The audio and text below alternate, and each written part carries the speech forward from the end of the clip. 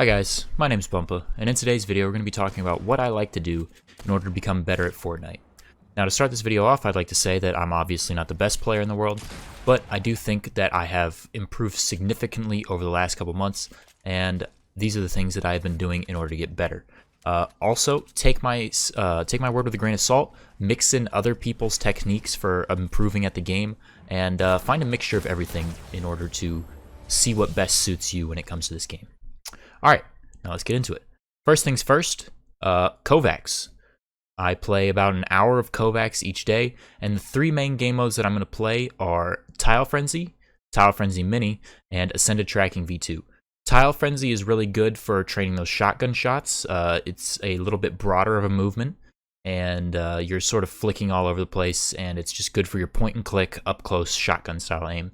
Tile Frenzy Mini is a smaller version of that where you have to be a little bit more precise. So they're like macro and micro movements. Me personally, I'm much better with my micro movements. I'm much better at the smaller Ascended Tracking. I'm much more accurate in that way.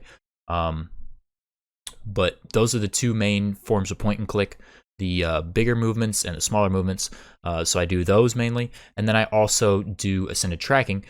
My tracking personally is quite bad. I have very bad tracking, which is why I play it a lot more than other games, because I'm trying to improve in that area more so than my point and click aim. My point and click aim is pretty good.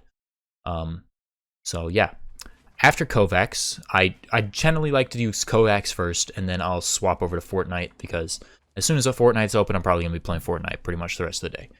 So when I open up Fortnite, the first thing I want to do when I open up Fortnite is I warm up with Speedy Gonzalez's 15-minute warm-up course. It's quite rigorous.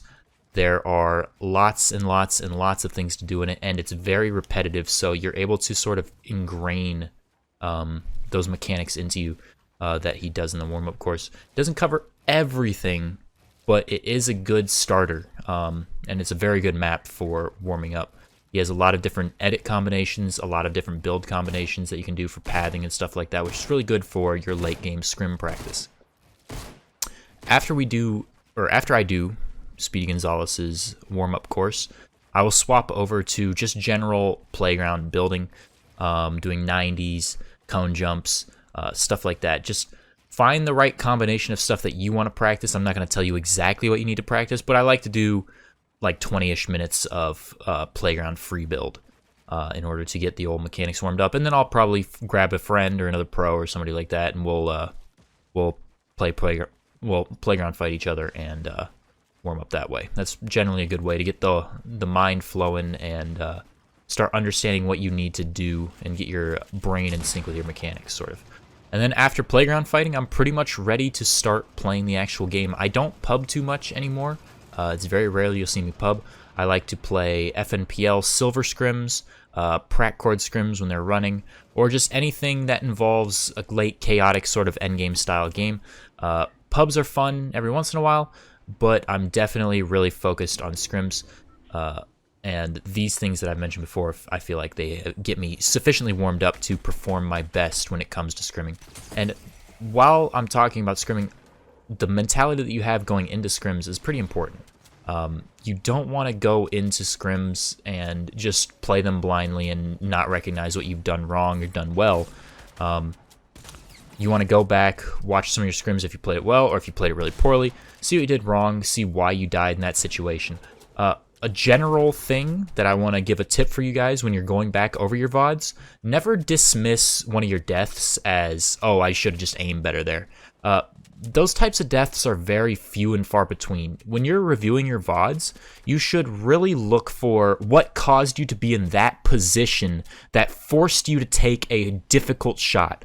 The whole point of playing this game is you want to set yourself up for incredibly easy shots to make. So whether that be you don't psycho into somebody's 1x1 and have to hit a flick pump headshot, you sort of want to, you control the situation better, you get an easier shot on them, stuff like that. So don't think, oh, I should just hit my shot there, I need to play more Kovacs.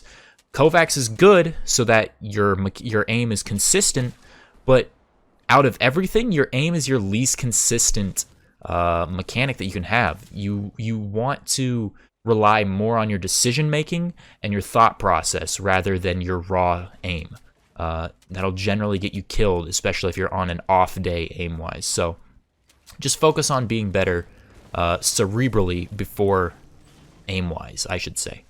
Anyways, this is what I do to improve as a Fortnite player. I hope you guys found this interesting. I hope you found it useful. If it helped, great, you know. This is what I do. It's not perfect, but it seems to be working so far, so I'm going to keep at it.